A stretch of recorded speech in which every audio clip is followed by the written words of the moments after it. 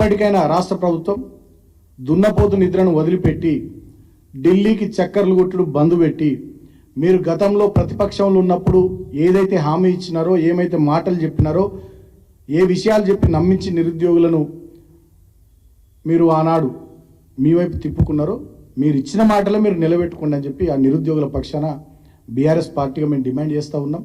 అది గ్రూప్ 1 విషయంలో అయినా, గ్రూప్ 2 విషయంలో అయినా, గ్రూప్ 3 విషయంలో అయినా, మెగా డిఎస్సి విషయంలో అయినా, జాబ్ క్యాలెండర్ విషయంలో అయినా, చివరికి మీరు ఇస్తా అన్న 4,000 రూపాయల నిరుద్యోగ భృతి విషయంలోనైనా మీరు ఇచ్చిన మాట నిలబెట్టుకోవాలని మేము కాంగ్రెస్ పార్టీని కోరుతున్నాం. లేకపోయినట్టయితే ఖచ్చితంగా ఏ నిరుద్యోగులైతే మిమ్మల్ని అందలం ఎక్కించిర్రో అధికారంలోకి తీసుకొచ్చిండ్రో డెఫినెట్గా కాంగ్రెస్ పార్టీని నిట్ట నిలువున మళ్ళా కూల్చబోయేది, పడగొట్టబోయేది రాబోయే ఎన్నికల్లో ఈ నిరుద్యోగులు అనేటటువంటి విషయాన్ని కూడా ఈ సందర్భంగా నేను గుర్తు చేస్తూ ఉన్నా. ఇప్పటికైనా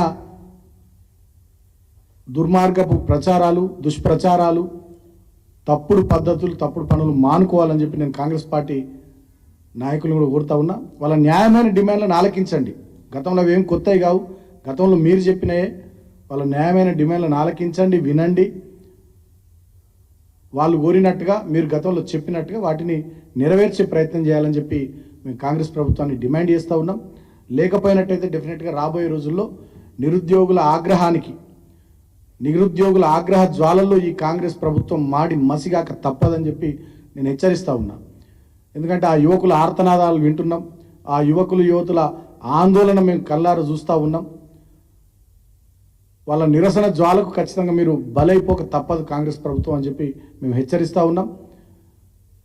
మీరు గతంలో చెప్పినట్టుగా ఆ విషయాలన్నిటిపైన స్పష్టమైనటువంటి వైఖరితోని నిరుద్యోగుల ఆందోళనను తగ్గించేటట్టుగా నిరుద్యోగులను పిలుచుకొని ప్రభుత్వ పెద్దలు మాట్లాడి గ్రూప్ 1 విషయంలో, గ్రూప్ 2 విషయంలో, గ్రూప్ 3 విషయంలో, మెగా డిఎస్సి విషయంలో, అదేవిధంగా జాబ్ క్యాలెండర్ విషయంలో వీలైన తొందరలో చర్యలు చేపట్టాలని ఈ సందర్భంగా మేము కోరుతా ఉన్నాం. డెఫినెట్గా నిరుద్యోగులు పెద్ద ఎత్తున ఆందోళనలు చేస్తూ ఉన్నారు.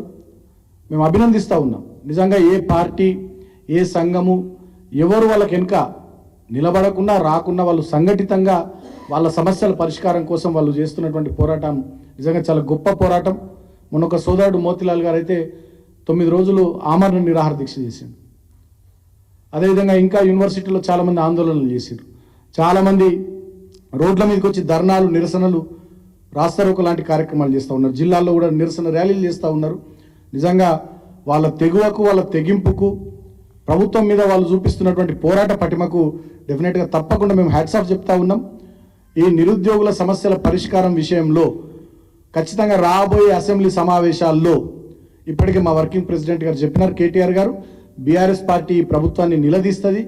ఈ ప్రభుత్వాన్ని డెఫినెట్గా వాళ్ళు చేస్తున్నటువంటి తప్పుల్ని అసెంబ్లీ వేదికగా ఖచ్చితంగా గట్టిగా ఎండగడతామని చెప్పి మా వర్కింగ్ ప్రెసిడెంట్ కేటీఆర్ గారు కూడా చెప్పడం జరిగింది. కాబట్టి ఖచ్చితంగా ఈ ప్రభుత్వాన్ని విడిచిపెట్టే సమస్య లేదు. అది ప్రజాక్షేత్రంలో అయినా, అసెంబ్లీ వేదికగా అయినా డెఫినెట్గా బీఆర్ఎస్ పార్టీ కాంగ్రెస్ ప్రభుత్వం ఇచ్చినటువంటి మాట నిరుద్యోగులకు సంబంధించి నిలబెట్టుకునేదాకా బీఆర్ఎస్ పార్టీ, కాంగ్రెస్ పార్టీ ఈ ప్రభుత్వం వెంటబడతామని చెప్పి కూడా ఈ సందర్భంగా నేను హెచ్చరిస్తాను.